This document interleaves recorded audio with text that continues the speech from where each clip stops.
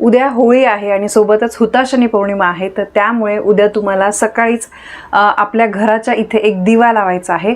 हा दिवा लावणं खूप महत्त्वाचं आहे, कारण पौर्णिमेच्या दिवशी माता लक्ष्मीचा प्रभाव सर्वत्र खूप जास्त प्रमाणात असतो आणि जिथे प्रकाश आहे, जिथे स्वच्छता आहे, तिथेच माता लक्ष्मी आकर्षित होते आणि माता लक्ष्मीचा वास सगळ्यांना आपल्या घरामध्ये पाहिजे असतो।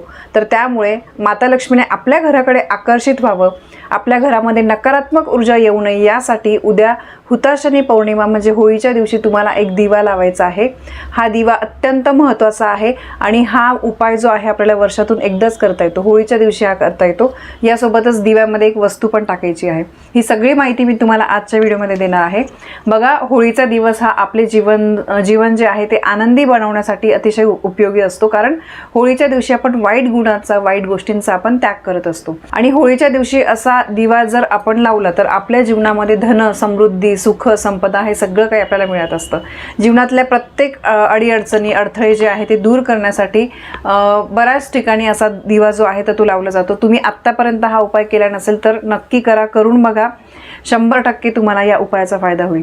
तुमच्या आयुष्यामध्ये कोणतंही काम करण्यासाठी, काही करण्यासाठी समजा जर अडथळे येत आहे, काही काम होत नाही, अडीअडचणी येत आहे, दुःख येत आहे, संकट येत आहे, तर नक्की तुम्ही हा उपाय करा। कोणत्याही संकटांचा सामना तुम्हाला करावा लागत असेल तर हा उपाय करा। या दिव्याच्या प्रकाशाने तुम्हाला त्या अडीअडचणी, संकट टाळण्यासाठी तुम्हाला मार्ग नक्की मिळतील। आता बघा, उपाय जो आहे तुम्ही शक्यतो सकाळी सकाळी लवकर करा, खूप उशिरा करू नका। तुम्ही अगदी सकाळी आता बघा, सणाच्या दिवशी आपण सगळेजण लवकर उठत असतो आणि हा उपाय स्त्री पुरुष कोणीही करू शकतं। समजा स्त्रीला मासिक धर्म आहे, पुरुषांनी केला तरी चालेल, अर्थात सुतक असेल तर आपण सण वगैरे साजरे करत नाही त्यामुळे करू नाही शकत। रेंटच्या घरात राहत असेल तरी सुद्धा चालेल, ठीक आहे, कारण बऱ्याचशा कमेंट येतात की ताई आम्ही रेंटच्या घरात राहतो तर चालेल का, तर तरी सुद्धा चालेल। शक्यतो सकाळी लवकरच, जेवढा लवकर तुम्हाला लावण्याचा प्रयत्न करता येईल तेवढा लवकर करा। त्यानंतर दिवा जो आहे तुम्ही एक तर पणती घ्या, आपली मातीची दिवाळीची पणती असते ती घ्या, साधी सुधी अगदी पणती घेतली तरी पण चालेल, किंवा कणकेचा दिवा म्हणजे गव्हाचं पीठ, त्यामध्ये मीठ वगैरे काही नाही टाकायचं आहे तसा दिवा, फक्त थोडा मोठा की जेणेकरून त्याच्यात जास्त तेल मावेल, कारण हा जास्त वेळ आपल्याला तेवत ठेवायचा आहे, ठीक आहे। तर असा दिवा घ्यायचा आहे, त्यामध्ये मोहरीचं तेल भरायचं आहे, थोडेसे किंचित 2 ते 3 काळे तीळ टाकायचे आहे, काळे तीळ।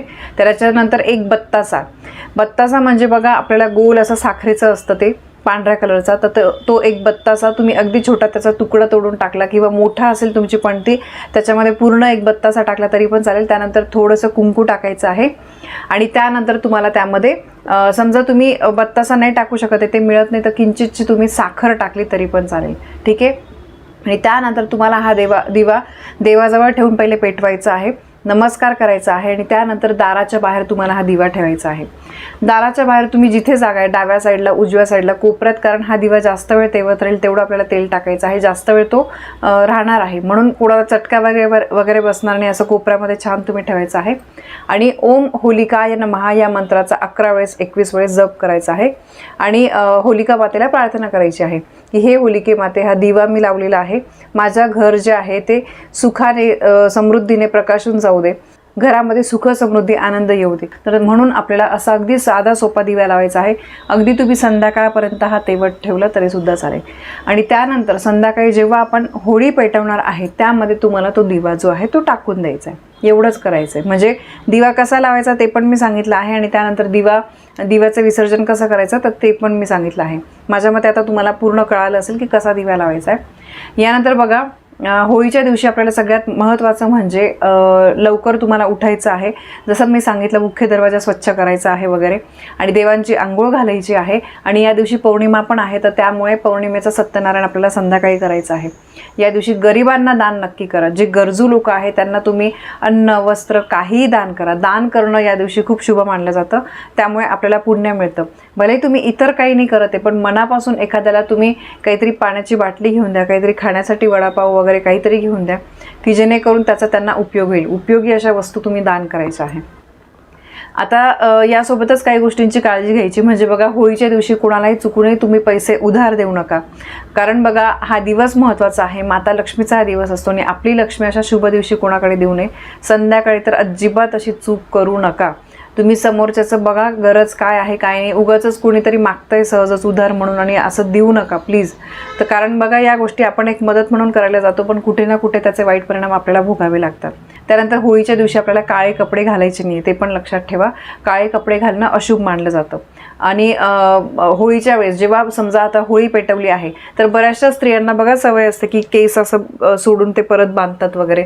तर होळी जेव्हा आपण होळीच्या इथे आहोत, आजूबाजू आहोत, तर त्यावेळेस चुकून सुद्धा महिलांनी वगैरे केसांची आपल्याला खेळायचं नाही. काहींना सवय असते केस सोडून ते परत बांधतात वगैरे, तर असं करायचं नाही आहे. यामुळे त्याचे अशुभ परिणाम आपल्याला भोगावे लागतात. यानंतर बघा दुसरी गोष्ट म्हणजे नवविवाहित वधू जी आहे, म्हणजे जिचं नवीनच लग्न झाले आहे, जिची सासरी पहिली होळी आहे, तर त्या महिलेने होळी बघू नये असं म्हटलं जातं. होळीचा अग्नी बघू नये, ते अशुभ मानलं जातं, कारण तिच्या संसारामध्ये अडीअडचणी यायला सुरुवात होतात. म्हणून नवविवाहित महिलेने होळी जी आहे तर ती बघू नये. तर बघा या काही गोष्टी आहेत. दिवा तुम्ही सांगितल्याप्रमाणे नक्की लावा. दिवा लावल्यानं खूप महत्त्व आहे, कारण या दिवशी पौर्णिमासुद्धा असते, माता लक्ष्मीची तिथी असते. म्हणून तुम्ही सांगितल्याप्रमाणे दिवा लावा. सांगितलेल्या काही छोट्या छोट्या गोष्टींची काळजी घ्या, जे आपल्याकडून काही चुका होऊन जातात, कारण मग त्याचे वाईट परिणाम आपल्याला भोगावे लागतात. तर होळीबद्दलची ही अत्यंत महत्त्वाची माहिती मला तुमच्यापर्यंत पोचवायची होती. माहिती आवडली असेल व्हिडिओला लाईक करा, शेअर करा. आपल्या चॅनलवर नवीन असाल तर सबस्क्राईब नक्की करा. धन्यवाद. श्री स्वामी समर्थ.